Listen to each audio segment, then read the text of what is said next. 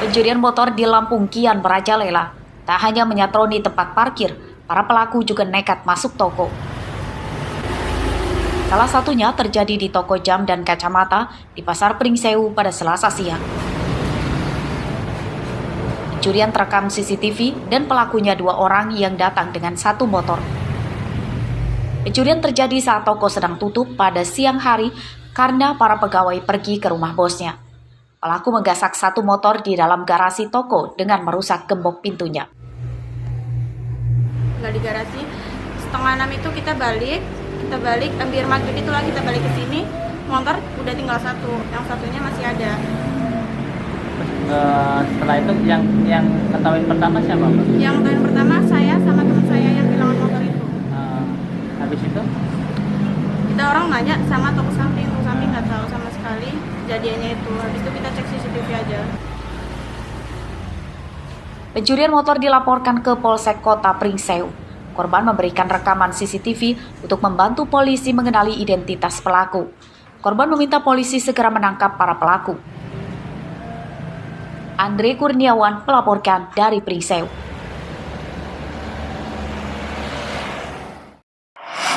Kita ada juga yang bongkar 34 penjahat ditangkap selama operasi Sikat Krakatau 2022 oleh Polres Lampung Barat. Mereka terlibat dalam 25 kasus yang didominasi kejahatan jalanan seperti begal dan pencurian kendaraan. Kapolres Lampung Barat, AKBP Hadi Saipul Rahman mengatakan, para tersangka berasal dari berbagai daerah, diantaranya Lampung Barat, Pesisir Barat, dan Bogor. Polisi menyita 2 motor, peralatan pencuri, senjata api hingga narkoba. itu sejumlah 34 tersangka.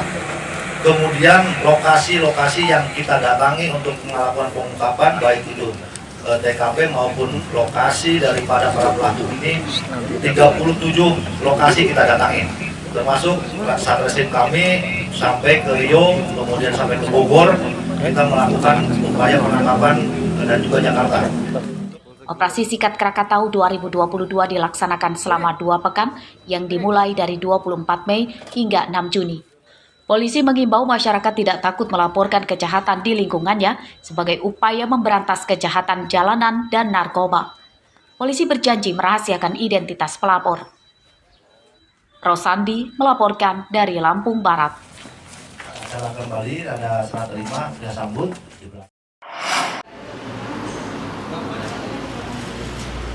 Geliat perekonomian pasca pandemi di Kota Bandar Lampung mulai bangkit.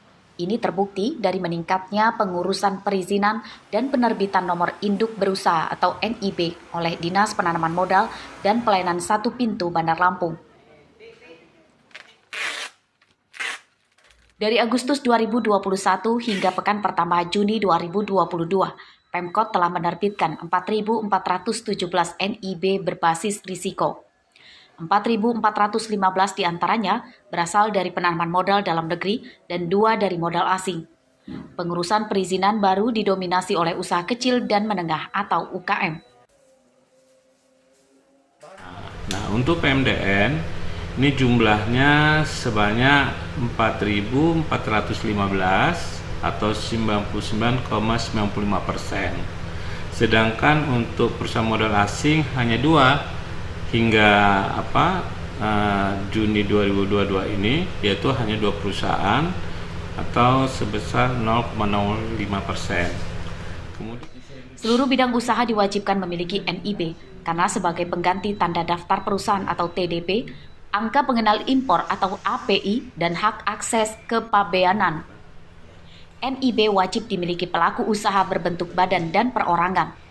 Proses pembuatannya kini diklaim lebih mudah karena berbasis daring.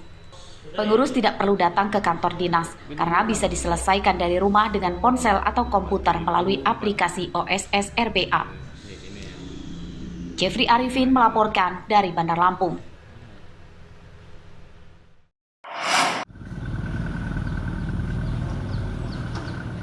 Beginilah kondisi Jalan Poros Merapi, Desa Nambah Dadi, Kecamatan Terpanggi Besar, Lampung Tengah pada Selasa siang. Aspal jalan nyaris tidak terlihat lagi, tergantikan oleh banyaknya kubangan besar yang menganga. seluruh kendaraan terseok-seok. Tak hanya rawan kecelakaan, jalan juga merusak mobil. Salah satunya truk tronton bermuatan pasir yang dikemudikan Sobari. Truknya patah as saat melewati jalan rusak ini. Kita sering bang lewat di daerah sini nih bang. Tiap hari. Tiap hari bang. Pelayan ikan. Dengan kondisi jalan seperti ini bang, sebagai seorang sopir nih bang, apa nih bang tanggapannya?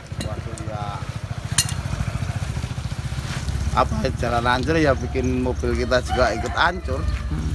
Emang mobil kita juga mogok ini? Iya, patah boginya. Nah, harapannya?